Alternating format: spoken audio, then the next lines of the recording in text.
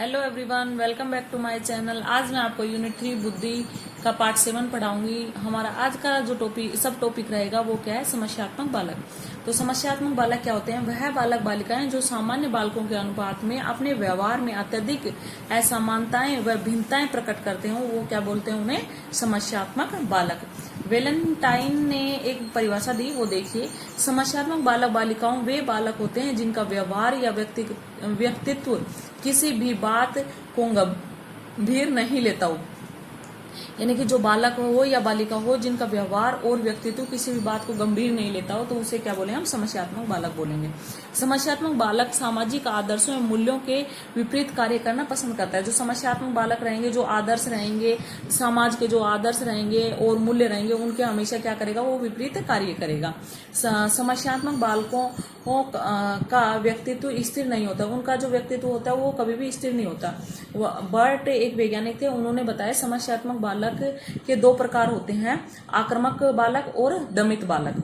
आक्रामक बालक कौन सा होता है वो देखिए। वह बालक बालिकाएं जो अपने संवेगों को तीव्र गति से प्रकट करते हैं वो आक्रामक बालक कहलाते हैं।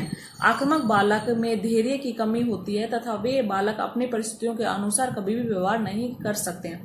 आक्रामक बालक क्या होते हैं कि उनमें धैर्य की बहुत ज्यादा कमी होती है। कोई भी उनको कुछ बोल देता है तो तुरंत उनमें संवेग जागृत हो जाते हैं और वो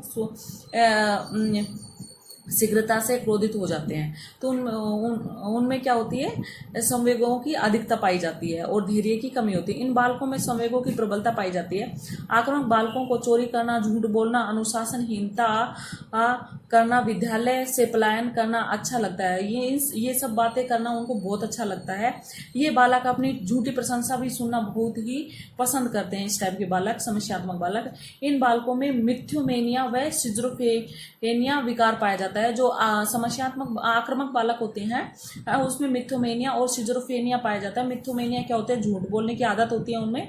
और सिजोफ्रेनिया क्या होता है? स्वयं को शहंशाह समझते हैं या वास्तविकता जो होती है उनसे वो बहुत ही दूर रहते हैं। अभी सेकंड नंबर था हमारा दमित प्रवृत्ति का बालक। दमित प्रवृत्ति का बालक कैसा होता है? वह बालक बालिकाएं जो किसी अज्ञात आशंका डर के कारण अपने विचारों को प्रकट न करते हो दमित बालक कहलाते हैं। वे बालक बालिकाएं जो किसी अज्ञात आशंका डर के कारण अपने विचारों को प्रकट न करते हो तो कैसे का बच्चे कहलाते हैं? दमित बालक कहलाते हैं। इन बालकों में अपने विचारों को अभिव्यक्ति का गुण नहीं होता है। इन बालकों में क्या होता है? विचारों के कारण अभिव्यक्ति, वो अपने विचार होते हैं ना उनको व्यक्त नहीं कर पाते हैं, ये इनमें कमी होती है। इन बालकों में किसी व्यक्ति घटना से संबंधित हीन भावना पाई जाती है। किसी व्यक्ति हो या कोई घटना हो उसके संबंधित क्या वो होती है? उनमें हीन भावनाएं पाई जाती है। इन बालकों में ईर्ष्या, संवेग, शारीरिक प्रबलता मानी जाती है। ईर्ष्या होती है, संवेग होते हैं, शारीरिक ज्यादा बहुत ज्यादा उनमें क्या है कि ईर्ष्या भरी होती है दूसरों के प्रति। दमित प्रवृत्ति के बालक बदले एक की भावना से ग्रस्त रहते हैं। जो दमित प्रवृत्ति के बच्चे होते हैं वो क्या होते हैं? उनमें बदले की भावना बहुत ज्यादा अग्रसर होती है। दमित प्रवृत्ति के बालक किसी अज्ञात भय के कारण अपनी संवेदनाओं पर भी नियंत्रण नहीं कर पाते हैं। उनमें कोई तरह का भय बैठा हुआ होता है तो अपनी इच्छाओं पर वो क्या है? नियंत्रण नहीं कर पाते। जैसे अंगूठा चूसने वाला, नाखून चबाने वाले, बिस्तर गंदा करने वाले, ये सभी उनमें पाई जाती है। समस्यात्मक बालक बालिकाओं की जो विशेषता होती है वो देखिए। बड़ों का आदर न करते, वो बड़ों का कभी आदर नहीं करते हैं। चोरी करना, झूठ बोलना, लड़ना झगड़ना, अनुशासनहीनता करना, शिक्षा का अनादर करना, शिक्षकों का जो अनादर करना। समस्यात्मक बालकों में आत्मविश्वास की भी कमी पाई जाती है। जो बच्चे रहते हैं ऐसे समस्यात्मक, उनमें आत्मविश्वास नहीं होता। समायोजन की समस्या भी पाई जाती है उनमें। मित्रों की संख्या कम होती है, ज्यादा उनके मित्र नहीं होते। पलायन करना, विद्यालय से वो भाग जाते हैं समस्यात्मक बालक। संवेगों की उग्रता, उनमें बहुत ज्यादा संवेग होते हैं, उग्रता। विद्यालयों की संपत्ति को नुकसान पहुंचाना, कक्षा के अन्य छात्रों को परेशान करना। समाज में ऐसे बालकों का कोई आदर सत्कार नहीं होता है। इनमें परिपक्वता का भी अभाव पाया जाता है। सामाजिक अत्याचार करने लगते हैं। इनमें निष्कर्षता की भावना पाई जाती है। समस्यात्मक बालक स्वतंत्र रूप से कोई भी कार्य नहीं कर सकते हैं। माता पिता एवं शिक्षकों की भाषा का अनादर करते हैं। नशीले पदार्थों का प्रयोग करने में आत्मविश्वास की कमी होती है। नेक्स्ट देखिए, समस्यात्मक बालकों की शिक्षा किस प्रकार की होनी चाहिए। इन्हें आवश्यकता अनुसार जिम्मेदारी प्रदान करनी चाहिए।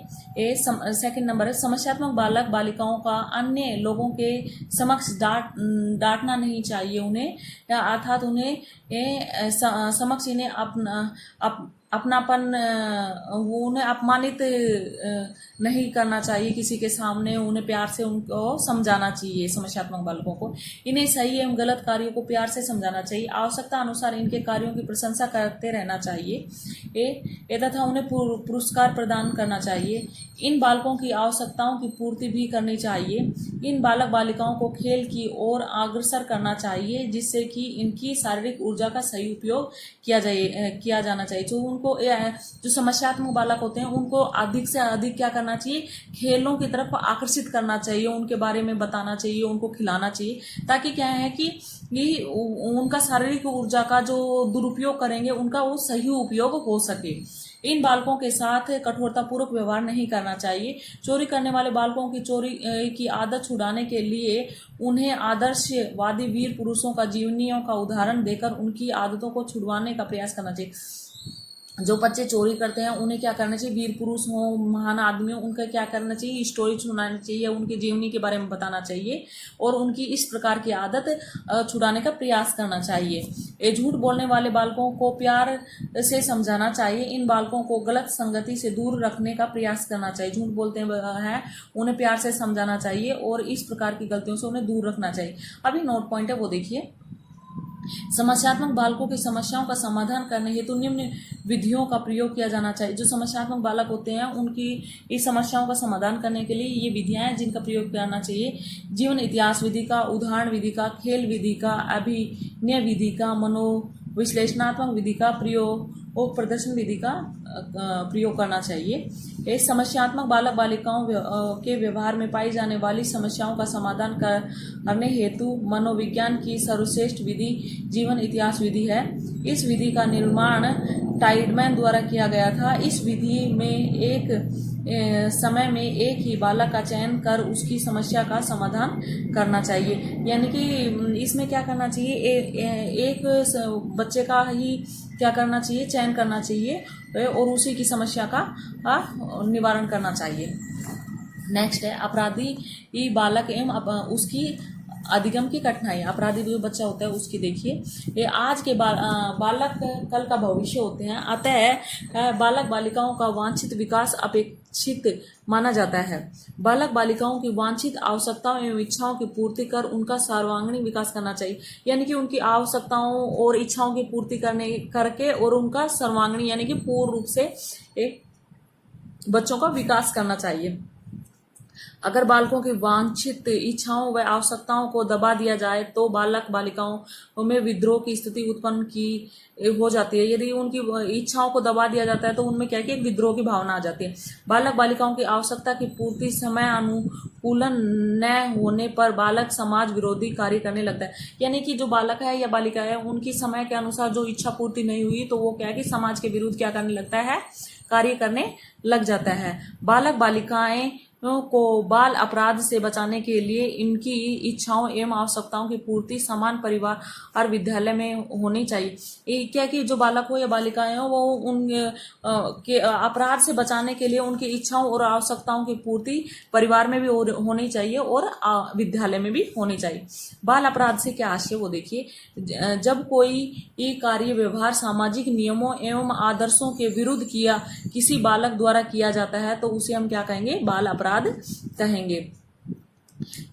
फिर है या फिर हम दूसरे शब्दों में कह सकते हैं सामाजिक नियमों के विरुद्ध कार्य करने की मानवीय प्रवृत्ति बाल अपराध कहलाती है। यानी कि जो समाज के विरुद्ध जाकर जो बच्चा कार्य करता है तो उसे हम क्या कहेंगे, बाल अपराध करें। सामाजिक नियमों का उल्लंघन करने की मानवीय प्रवृत्ति बाल अपराध कहलाती है। जो सामाजिक नियमों को उल्लंघन करते हैं तो उसे हम क्या कहेंगे, बाल अपराध कहते हैं। किसी प्रौढ़ व्यक्ति द्वारा सामाजिक नियमों एवं कानूनों का उल्लंघन करना अपराध माना जाता है। नेक्स्ट देखिए जो कुछ परिभाषाएं हैं। सामान्य शब्दों में किशोर अवस्था तक समाज विरोध कार्यों को करना बाल अपराध कहलाता है। यानी कि किशोर अवस्था तक समाज विरोध के के समाज विरोधी जो कार्य होते हैं उसे क्या बोलेंगे हम, बाल अपराध बोलते हैं। बाल अपराध की कुछ परिभाषाएं वो देखिए। स्किनर ने दी, ये बाल अपराध की परिभाषा किसी कानून के उस उल्लंघन के रूप में की जा सकती है जिसे एक किसी वयस्क द्वारा करने पर अपराध माना जाता है। यानी कि जो एक वयस्क हो और उसे करने पर अपराध माना जाता है जो समाज के विरुद्ध हो, तो उसे ये स्किनर ने दिया इस परिभाषा को। वेलेंटाइन के अनुसार मोटे तौर पर बाल अपराध किसी कानून के भंग होने का उल्लेख है, यानी कि किसी कानून को भंग कर रहे हैं तो उसे हम क्या बोलेंगे, बाल अपराध बोलेंगे। नेक्स्ट, न्यूमैन के अनुसार बाल अपराध का अर्थ सामाजिक विरोधी व्यवहार से है जो व्यक्तित्व या सामाजिक विघटन उत्पन्न करता है, यानी कि समाज में या व्यक्तित्व में जो विघटन उत्पन्न करेगा तो उसे हम क्या बोलेंगे, बाल अपराध। हिली के अनुसार व्यवहार के सामाजिक नियमों से विचलित होने वाले बालकों को बाल अपराधी कहते हैं। ये बताते हैं कि जो वो सामाजिक नियमों से के विरुद्ध चले जाते हैं, विचलित हो जाते हैं सामाजिक नियमों से, तो उसे हम क्या बोलेंगे, बाल अपराध बोलेंगे। क्लासिमियर व गुडविन के अनुसार बाल अपराधी वह बालक होता है जो बार बार उस कार्य को दोहराता है जो दंडनीय माना जाता है। इनके